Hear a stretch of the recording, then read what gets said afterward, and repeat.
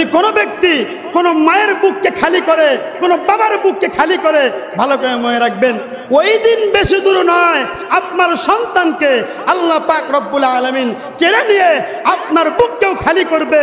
সেই দিন বুঝবেন সন্তান হারানোর বেদনা কতটা কষ্টের। কথা বলেন ঠিক কিনা? আল্লাহ পাক রব্বুল আলামিন বলেন, বান্দা যখন নিজের উপরে জুলুম করে ফেলবে, আমার সাথে জুলুম করে ফেলবে, ওই মুহূর্তের মধ্যে বান্দার দুনিয়া শেষ, আখিরাতও শেষ। আমার ভাইয়েরা, আমার বন্ধুগণ, দুনিয়া শেষ, আখিরাতও শেষ। এর একটা উজ্জ্বল দৃষ্টান্ত আপনাদের সামনে আমি দেব।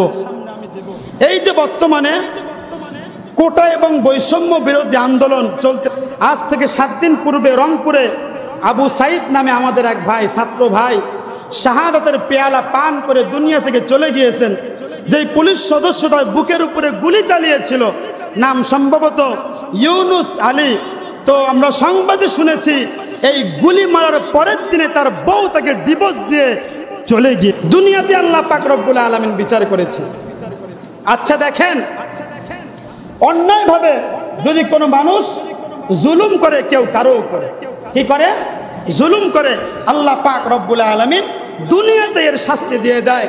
আজকে ভালো করে মনে রাখবেন, যদি কোনো মানুষ অন্যায়ভাবে যদি কোনো মায়ের অথবা বাবার যদি বুককে খালি করে, মনে রাখবেন আপনারও আল্লাহ পাক রব্বুল আলামিন ওই দিন বেশি দূরে নয় আপনাকেও আপনার সন্তানকে দুনিয়া থেকে নিয়ে আপনার বুককে খালি করবে। কথা বলেন ঠিক কিনা?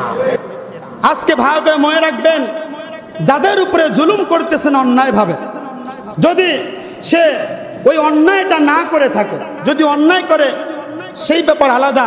আল্লাহ পাক রব্বুল আলামিন আপনাকে নিজে বিচার করতে দেন নাই। কথা বলেন ঠিক কিনা? বিচার করার জন্য রাষ্ট্র আছে, কি আছে?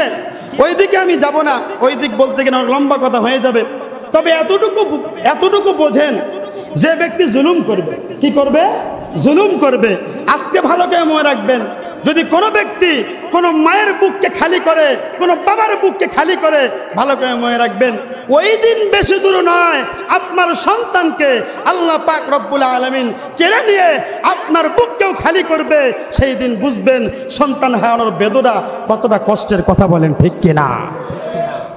আমার ভাইয়েরা, আমার বন্ধুগণ, আল্লাহ পাক রব্বুল আলামিন পবিত্র কোরআনুল কারীমের মধ্যে সুন্দরভাবে জানিয়ে দিয়েছেন, যারা জুলুম করবে দুনিয়াতে, যারা জুলুম করবে, জুলুমের শাস্তি পরবর্তী বলতেছি। যেহেতু ধারাবাহিকভাবে আলোচনা করতেছি, জুলুম হলো 3 প্রকার। কয় প্রকার? জুলুমের কি শাস্তি ওইটাও বলতেছি সামনের দিকে। 1 নম্বর আল্লাহর সাথে জুলুম করা। কার সাথে জুলুম করা? আল্লাহর সাথে জুলুম করা। 2 নম্বর নিজের সাথে জুলুম করা। কার সাথে জুলুম করা? 3 নম্বর জুলুম হলো আল্লাহ পাকের সৃষ্টির উপরে জুলুম করা। কার উপর জুলুম করা? আপনারাও তো মনে করতেছেন লাঠি হাতে নিয়ে কাউকে পিটাইলেই মনে জুলুম হয়। এই যে আপনি গীবত করতেছেন একজন আরেকজনের নামে, ওইটাও জুলুম। কথা বলেন ঠিক কিনা? চায়ের দোকানে বসে এই যে এত গীবত করতেছেন, ওইটাও জুলুমের ভিতরে। কথা বলেন ঠিক কিনা? আমরা তো বুঝি জালেম বলতে লাঠি হাতে নিয়ে মারার নামে মনে হয় জুলুম। না, ওইটা জুলুম তো আছেই।